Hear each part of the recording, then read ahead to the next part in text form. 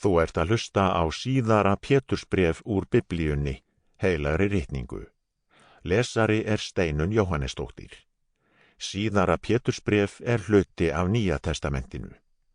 Biblíuþýðingin sem lesin kom fyrst út á prenti árið 2007. Síðara almenna bréf Péturs. Fyrsti kafli.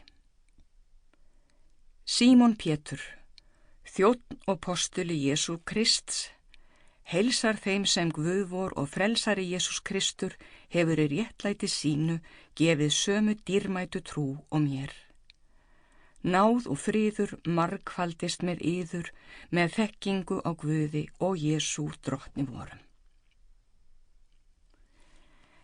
Með guðlegum mætti sínum hefur Jesús Kristur gefið okkur allt sem þarf til lífs í guðrækilegri breytni, með þekkingun á honum sem hefur kallað okkur með dýrð sinni og dáð.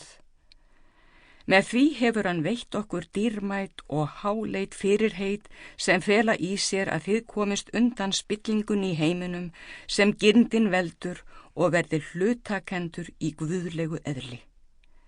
Leggið þess vegna alla stund á að sýna í trú ykkar dygð og í dygðinni þekkingu, í þekkingunni sjálfsaga, í sjálfsaganum þolgæði, í þolgæðinu guðrækni, í guðrækninni bróðurelsku og í bróðurelskunni kærleika. Ef þið hafið þetta til að bera og vaxið í því, verðið þið hvorki iðjulaus, né mun þekking ykkar á drottni vorum Jesú Kristi reynast dáðlaus og ávaxtalaus.